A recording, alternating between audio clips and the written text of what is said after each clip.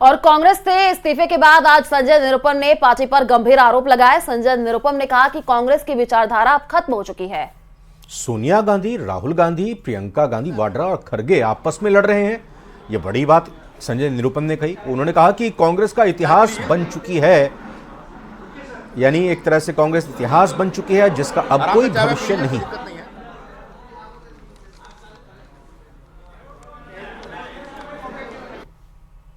Congress party इस समय एकदम से संरचनात्मक ढंग से देखा जाए तो बिखरी हुई पार्टी है। वैचारिक तौर पर तो दिशाहीन है, ऐसा कई लोगों ने कई बार कहा, कांग्रेस पार्टी के लोगों ने ही कहा, लेकिन संरचनात्मक तौर पर एक पूरी तरह से बिखरी हुई पार्टी है। इस समय कांग्रेस पार्टी में 5 पावर सेंटर्स हैं। आप चौंक जाएंगे सुनकर के, लेकिन ये सब हमने अनुभव किया हुआ है। अब पूछेंगे 5 पावर सेंटर कौन कौन से हैं, और पांचों के अपने कॉकस है, पांचों की अपनी लॉबी है, और पांचों की जो लॉबी है वो आपस में टकराती रहती है, एक दूसरे को मारने में लगी रहती है। और उसमें बहुत सारे लोग, हमारे जैसे लोग जो किसी भी लॉबी का कोई बाहरी हिस्सा नहीं है, वो अक्सर तकलीफ में रहते हैं। और मैं अकेला नहीं, ऐसे लाखों लोग हैं कांग्रेस पार्टी से जुड़े। संगठन लगातार गर्त में जा रहा है, संगठन लगातार बुरे खराब दौर में, खराब हाल में। तो एक कांग्रेस पार्टी में जो ये टकराव चल रहा है लॉबियों का, उसकी वजह से कांग्रेस के बाकी राज्यों में बैठे जो लीडरशिप है, जो मेरिटोरियस लोग हैं, जो योग्य लोग हैं, उन लोगों का कष्ट बढ़ता चला जा रहा है। और मैं पिछले 4-5 वर्षों में इसको बड़ी गंभीरता से मैंने महसूस किया है, लेकिन मैं धीरज रख रहा था। आखिरकार धीरज टूट गया। और बड़ी खबर बताते हैं आपको, मथुरा लोकसभा सीट से मौजूदा सांसद हेमा मालिनी अपना नामांकन दाखिल करने के लिए आज पहुंची। आपको बता दें कि हेमा मालिनी बीजेपी से प्रत्याशी हैं और इस दौरान उनके बड़े भाई अच्छा, ये देखिए एक और महत्वपूर्ण खबर आपको इस वक्त बता रहे हैं बागीदौरा की। यहां पर बागीदौरा विधानसभा सीट की ये बड़ी खबर आपको बता रहे हैं, जहां पर कांग्रेस ने कमलकांत कटारा को उपचुनाव में उम्मीदवार बनाया है। बीटीपी पार्टी से इस्तीफा देकर कांग्रेस में शामिल हुए थे और कुछ ही देर में उपखंड अधिकारी के समक्ष नामांकन दाखिल करेंगे।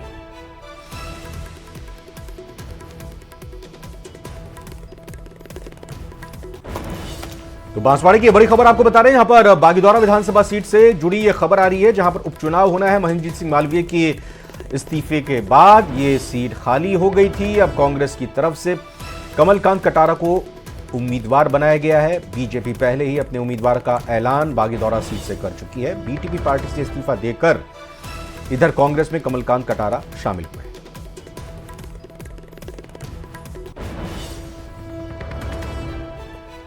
तो ये बड़ी जानकारी आपको दे रहे हैं बांसवाड़ा की बागीदौरा विधानसभा सीट से ये बड़ी खबर, जहां पर कांग्रेस ने कमलकांत कटारा को उपचुनाव में उम्मीदवार घोषित किया और बीटीपी पार्टी से इस्तीफा देकर के कांग्रेस में शामिल हुए थे और कुछ ही देर में उपखंड अधिकारी के समक्ष नामांकन अपना दाखिल करेंगे। तो न सिर्फ 25 लोकसभा सीटों पर चुनाव होने हैं राजस्थान में, बल्कि बागीदौरा विधानसभा पर भी उपचुनाव होना है। जैसा हमने बताया, महेंद्रजीत सिंह मालवीय कांग्रेस से बीजेपी में शामिल होते हैं और इस दौरान अब इस्तीफा दे देते हैं। फिलहाल कांग्रेस की तरफ से उम्मीदवार का ऐलान कर दिया गया है। और अगली खबर आपको बता दें कि मथुरा लोकसभा सीट से मौजूदा सांसद हेमा मालिनी अपना नामांकन उन्होंने भर दिया और हेमा मालिनी के नामांकन के दौरान उनके बड़े भाई आरके चक्रवर्ती और समधी विपिन बोहरा भी मौजूद रहे। और इसके अलावा राज्यसभा सांसद तेजवीर सिंह, कैबिनेट मंत्री स्वतंत्र देव, विधायक राजेश चौधरी और पूरन प्रकाश भी हेमा मालिनी के साथ मौजूद रहे। हेमा मालिनी ने तीसरी बार मथुरा सीट से नामांकन भरा है। वो 2014 से लगातार इसी सीट से बीजेपी सांसद हैं। अगर इस बार भी हेमा मालिनी जीत जाती हैं तो वो इस सीट पर जीत की हैट्रिक लगाएंगी। तो मथुरा सीट पर पहले भी बीजेपी जीत की हैट्रिक लगा चुकी है। आपको बता दें कि 1996, 1998 और 1999 के लोकसभा चुनाव में बीजेपी ने लगातार यहां से जीत दर्ज की थी। फाइल कर दिया है, बहुत अच्छी तरह से सारा काम हो गया है। अभी आगे 5 साल के लिए हम करेंगे काम। अभी तो चुनाव लड़ना है, 26 को वोटिंग है, तो मैं सारी जनता से यही प्रार्थना करूंगी कि सब लोग जाके वोट देने के लिए जाएं और हमें भारी बहुमत से जिताएं। मैम, जो आपकी इस बार प्राथमिकता होगी, पिछले 10 सालों से सांसद हैं, अगर तीसरी बार आप जीतती हैं तो क्या प्राथमिकता होगी? प्राथमिकता बहुत सारी चीज़ों का है, उसमें स्पेशली यमुना है, फिर 84 कोस परिक्रमा है, और रेल मार्ग का निर्माण, और cultural activities and then education. और कांग्रेस सांसद रणदीप सुरजेवाला के विवादास्पद बयान पर हेमा मालिनी ने अपनी प्रतिक्रिया दी है। नामांकन करने पहुंची हेमा मालिनी ने कहा कि जो लोग मशहूर और लोकप्रिय होते हैं उन्हें टारगेट दिया जाता है और उनको ही टारगेट किया जाता है। हेमा मालिनी ने कहा कि जिनका कोई नाम नहीं है उन्हें टारगेट करके रणदीप सुरजेवाला को कोई फायदा नहीं होगा। अभी ये टारगेट क्यों करते हैं आप उनसे पूछिए ना, because we are very popular, we are famous, and so target उन्हीं पे किया जाता है जो नाम वाले हैं ना, जो नाम नहीं है किसी के उसको टारगेट करके फायदा गया उनका। और वहीं कांग्रेस सांसद रणदीप सुरजेवाला ने अपने विवादास्पद बयान पर सफाई पेश करते हुए एक नया वीडियो जारी किया। इस वीडियो में सुरजेवाला को यह कहते हुए सुना जा रहा है कि वो हेमा मालिनी का बहुत सम्मान करते हैं, क्योंकि धर्मेंद्र जी से उनकी शादी हुई है और हेमा मालिनी उनकी बहू लगती हैं। दरअसल सुरजेवाला का बयान वायरल होने के बाद उन्होंने कहा था कि उनके बयान का एक सिलेक्टिव हिस्सा ही सुनाया जा रहा है, जबकि पूरा बयान कुछ और है। और इसीलिए सुरजेवाला ने दूसरा वीडियो जारी कर सफाई दी है। क्या कुछ कहा आप भी सुनिए। फिल्म स्टार तो हैं, हम तो हेमा मालिनी जी का भी बड़ा सम्मान करते, क्यों धर्मेंद्र जी के ब्याह रखिए बहू है हमारी, परंतु ये फिल्म स्टार तो हो सकता है कोई, हम लोग जो है मुझे या गुप्ता जी को इसलिए आप बनाते हैं कि साहब हम लोग जो हैं आपकी सेवा कर सकें। नायक सैनी जी को भी इसलिए बनाया, मनोहर लाल खट्टर जी को भी इसलिए बनाया, दूसरे साथियों को भी हमने इसलिए बनाया।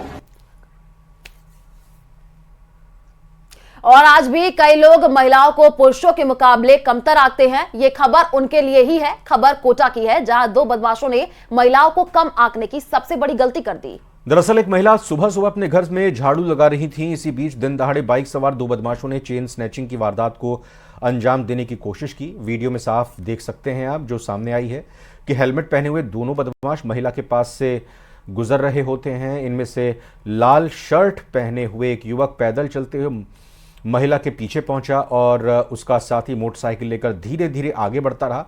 लाल शर्ट पहने युवक ने महिला के, जिनका नाम मनीषा है, उनकी पीठ पीछे जाकर गले में पहने मंगलसूत्र पर झपट्टा मारा और उसे तोड़ दिया। और यह देख करके महिला ने झाड़ू से ही लुटेरे पर हमला कर दिया और अपना टूटा मंगलसूत्र हाथ में दबोच लिया। तो दिन पर दिन देखिए बदमाशों के हौसले दिन पर दिन बुलंद होते हुए नजर आ रहे हैं। लेकिन ये जो तस्वीर निकल करके सामने आई है, इसमें महिला से दिन दहाड़े चैन स्नैचिंग की कोशिश की गई, तो महिला लुटेरों से यहां पर भिड़ती हुई देखी गई है।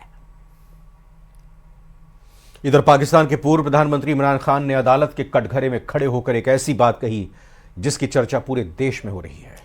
बुशरा बीवी को लेकर के इमरान खान ने अदालत में जो कहा उससे आर्मी चीफ असीम मुनीर एक्सपोज हो गए हैं। इमरान ने कहा कि पहले उन्हें जान से मारने की कोशिश की गई और अब उनकी पत्नी बुशरा बीवी को जहर दिया गया है।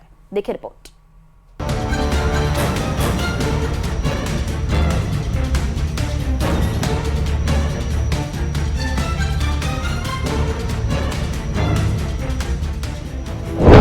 किसने रची बुशरा बेगम के कत्ल की साजिश? किसने दिया बुशरा बीवी को जहर? बनीगाला के बंगले में बुशरा का दुश्मन कौन? जेल में मियां इमरान, बंगले में बीवी को मारने का प्लान। फंस गया पाकिस्तान का आर्मी चीफ असीम मुनीर। पाकिस्तान में अब पॉइजन पॉलिटिक्स शुरू हो गई है। खून से सनी सियासत में नया ट्विस्ट यह है कि अब सिर्फ विरोधी सियासतदान नहीं बल्कि उनकी फैमिली को भी टारगेट किया जा रहा है। इस वक्त पाकिस्तान के पूर्व प्रधानमंत्री इमरान खान तोशाखाना केस में आदियाला जेल में कैद हैं। इसी केस में उनकी तीसरी पत्नी बुशरा बेगम बनीगाला के बंगले में नजरबंद है। कोर्ट में पेशी के दौरान इमरान खान ने अपनी बीवी बुशरा बेगम का दर्द बयान किया। इमरान खान ने अदालत में कहा कि बुशरा को विषाक्त भोजन दिया गया। जहर दिए जाने के बाद बुशरा बीवी की जान बच गई, लेकिन उनकी त्वचा और जीभ पर निशान थे।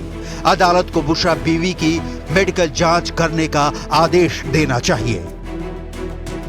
इमरान खान की बुशरा बीवी से मोहब्बत की चर्चा पाकिस्तान के हर गली मोहल्ले में बड़े चाव से सुनाए जाते हैं। बुशरा बीवी का जलवा ऐसा है कि कहा जाता है कि परिंदे की तरह इमरान तभी पर मारते हैं जब बुशरा का हुक्म होता है। एक दिन पहले ही इमरान खान और बुशरा बेगम को तोशाखाना केस में राहत मिली है। कोर्ट ने दोनों के खिलाफ सजा पर रोक लगा दी है, लेकिन राहत लंबे वक्त तक टिके उसके पहले बुशरा को जहर देने का मामला सामने आ गया। इमरान ने बुशरा को जहर देने की बात अदालत को बताई ही खुद बुशरा ने अपने खिलाफ हुई साजिश की डिटेल बताई। मेरी आंखें सूज गईं। मुझे छाती और पेट में दर्द और परेशानी हुई। पानी का स्वाद भी कड़वा लगने लगा। पहले शहद में कोई संदिग्ध पदार्थ मिलाया गया था और अब मेरे खाने में टॉयलेट क्लीनर मिलाया गया। बुशरा बेगम को जानने वाले उन्हें पिंकी पिरनी कहते हैं, मुर्शीद कहते हैं, काला जादू की जानकार मानते हैं। बुशरा ने अपने शौहर इमरान खान को तख्त नशीं करने के लिए इसी बनी गाला के बंगले में टनों गोश्त जलाए थे। इसकी बदबू इस्लामाबाद तक पहुंची थी। अब इन्हीं बुशरा बीवी की जान पर खतरा मंडरा रहा है। कोर्ट में इमरान खान ने अपनी बीवी की जान बचाने के लिए खूब रोना धोना मचाया। यहाँ तक कहा कि जो डॉक्टर बुशरा बीवी की जांच कर रहे हैं उन पर भरोसा नहीं। इमरान ने अदालत में कहा कि मुझे बुशरा बीवी का इलाज करा रहे डॉक्टर पर भरोसा नहीं है। बुशरा का इलाज Shaukat Khanum memorial cancer hospital and research centre के डॉक्टर असीम यूनिस से कराया जाए। मेडिकल रिपोर्ट को अदालत को सौंपा जाए। इमरान बुशरा बेगम की जान की सलामती की फरियाद के बाद कोर्ट ने कहा कि लिखित में आवेदन करें, कोर्ट उसके बाद देखेगा। लेकिन पाकिस्तान की अदालतें मुल्क में फैले अराजकता के दौर में कितना इंसाफ करेंगी। इस्लामाबाद हाई कोर्ट के 8 न्यायाधीशों को संदिग्ध धमकी भरी चिट्ठी मिली है। अदालत के सूत्रों के मुताबिक संदिग्ध चिट्ठी में अज्ञात पाउडर मिला है। पाउडर मिलने के बाद विशेषज्ञों की एक टीम मामले की जांच करने पहुंची। अदालत के सूत्रों ने खुलासा किया कि पाउडर के साथ साथ चिट्ठी में धमकी भरे संकेत भी हैं। ये धमकी वाली चिट्ठियां रेशम नाम की महिला के नाम से आए हैं। इन सब के पीछे कौन है? कौन है वो जिसे पाकिस्तान में अमन पसंद नहीं, विरोध की सियासत पसंद नहीं, इंसाफ करने वाली अदालत पसंद नहीं? कौन है जो करना चाहता है पाकिस्तान में खौफ का साम्राज्य कायम? जजों को मिले संदिग्ध पत्रों की जांच चल रही है, लेकिन इमरान खान ने बुशरा बेगम को जहर देकर मारने की कोशिश करने वालों का पता लगा लिया है। अदालत में इमरान खान ने इस शख्स का नाम भी लिया। मैं जानता हूं कि इसके पीछे कौन है। अगर बुशरा को कुछ होता है तो इसकी पूरी जिम्मेदारी पाकिस्तान के आर्मी चीफ की होगी। खुफिया एजेंसी बनी गाला की हर चीज को देख रही है। ऐसे में पाकिस्तान के आर्मी चीफ असीम मुनीर किसी भी अनहोनी के लिए जिम्मेदार होंगे। अप्रैल 2022 जब पाकिस्तान की संसद में इमरान खान के खिलाफ अविश्वास प्रस्ताव आया, तब से इमरान खान की मुश्किलें एक दिन के लिए भी कम नहीं हुई। उनकी पार्टी तहरीके इंसाफ को बैन कर दिया गया। इमरान के चुनाव लड़ने पर रोक लगा दी गई। उनकी पार्टी के नेताओं को जेल में ठूस दिया गया, डराया धमकाया गया। और इस सब के बावजूद जब इमरान के समर्थक चुनाव में जीत कर आए तो उन्हें कोई भाव नहीं मिला। पाकिस्तानी आर्मी और शरीफ एंड फैमिली के गठजोड़ ने सत्ता पर कब्जा कर लिया। इमरान कम बैक करेंगे ऐसी किसी भी सूरत को आर्मी ने नेस्तो नाबूद कर रही है। बुशरा बीबी को जहर देने का संगीन मामला उछला है। इसमें आर्मी के हाथ होने का 100% गुंजाइश दिखता है।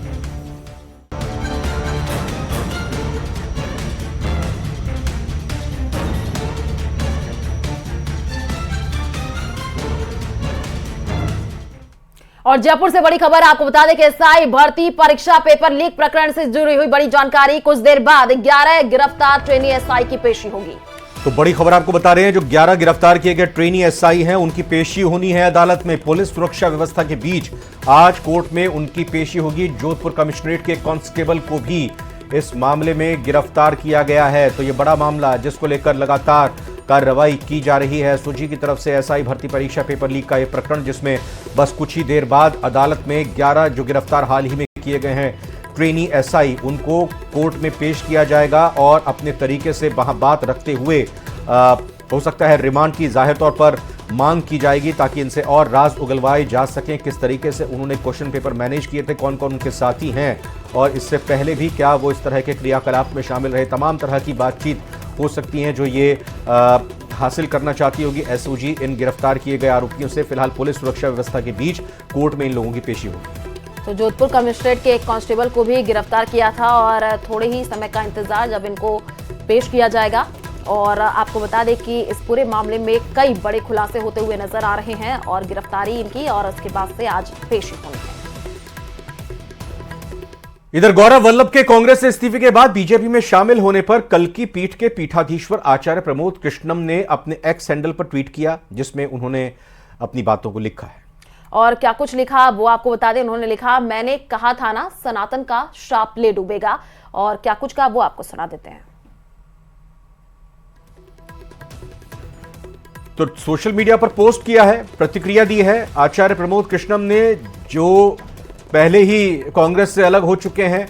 और अब उन्होंने ये अपनी पोस्ट को शेयर करते लिखा है कि मैंने कहा था ना सनातन का श्राप ले डूबेगा। क्योंकि आचार्य प्रमोद कृष्णम ने भी यही बात कही थी कि जब भगवान राम के मंदिर का निर्माण होने के बाद उसकी शुरुआत की गई, वहां कांग्रेस को न्योता दिया गया, लेकिन कांग्रेस ने उस न्योते को स्वीकार नहीं किया, उसको अस्वीकार कर दिया और इसका परिणाम आगे भुगतना पड़ेगा। और आज जब गौरव वल्लभ पंत यहां कांग्रेस को छोड़कर बीजेपी में शामिल हुए, उन्होंने भी इसी बात को दोहराया है। तो कुल मिलाकर आचार्य प्रमोद कृष्णम ने उसी बात को दोहराते हुए कहा कि मैंने कहा था ना कि सनातन का श्राप ले डूबेगा। और इंदौर में दिल दहला देने वाली वारदात, एक तरफा प्यार में युवक ने युवती को गोली मारी है। मौसेरे भाई के साथ मंदिर आई थी युवती, तभी यह वारदात हुई है। आरोपी ने मौसेरे भाई को भी गोली मार दी है। बाद में आरोपी ने खुद को भी गोली मार दी है। तीनों लोगों की मौत हो गई है। फिलहाल पुलिस जांच में जुटी है। तो इंदौर, मध्य प्रदेश के इंदौर से दिल दहला देने वाली घटना, एक बहुत ही बड़ी ये घटना सामने आई, जहां पर एक तरफा प्यार में पागल युवक ने न खुद अपनी प्रेमिका को गोली मार दी जो एक तरफा प्यार ये करता था, बल्कि मंदिर जब ये युवती आई थी अपने मौसेरे भाई के साथ, उस मौसेरे भाई को भी गोली मार दी और इन दोनों को गोली मारने के बाद फिर खुद पर भी गोली मारकर आत्महत्या कर ली। तीनों ही लोगों की जान जा चुकी है। तो इंदौर की ये बड़ी खबर, ये किस तरीके से प्यार में पागल एक युवक ने न सिर्फ 2 लोगों की जान ले ली, एक उस युवती से की जान ले ली जिससे वो एक तरफा प्यार करता था, उस युवक की जान ले ली जिसके साथ यानी अपने मौसेरे भाई के साथ वो युवती मंदिर में आई थी। और मंदिर के बाहर ही, ये देखिए मंदिर प्रांगण ही कहा जा सकता है, स्कूटी वहाँ पर गिरी हुई है। ये माना जा सकता है कि युवती अपने मौसेरे भाई के साथ इस स्कूटी पर सवार होकर आई होगी, तभी घात लगाए बैठे इस पागल प्रेमी ने उन दोनों पर हमला कर दिया, दोनों के ऊपर गोली चला दी और फिर उसके बाद खुद भी गोली मार ली और तीनों की ही जान जा चुकी है। पुलिस पूरे मामले की जांच कर रही है कि आखिर बंदूक कैसे आई, पिस्तौल कैसे आई उसके हाथ में पास में, और दूसरी तरफ कैसे वो रेकी कर रहा था, किस तरीके से उसकी जांच यहाँ पर नहीं हुई। ये कई सारे ऐसे सवालात हैं, कब से इस युवती के पीछे पड़ा हुआ था, ये कई सारे सवाल हैं। लेकिन अपने आप में ये दिल दहला देने वाला वाकया, जिस तरीके से एक तरफा प्यार में सनकी प्रेमी ने न सिर्फ युवती की जान ले ली बल्कि उसके भाई को भी मार डाला। पुलिस घटनास्थल पर पहुंचकर अभी जांच पड़ताल कर रही है और पुलिस की तरफ से वहां फॉरेंसिक टीम को भी बुलाया गया है और फॉरेंसिक टीम भी वहां जो वैज्ञानिक पद्धति से जांच का कार्य होता है उसको संपन्न कर रही है।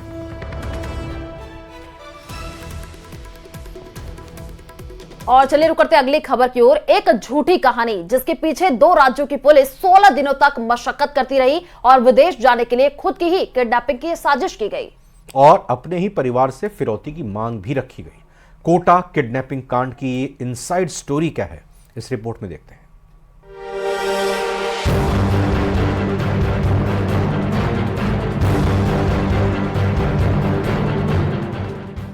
16 दिन 2 राज्यों की पुलिस, 3 प्रदेशों के चक्कर और कहानी पूरी की पूरी झूठी।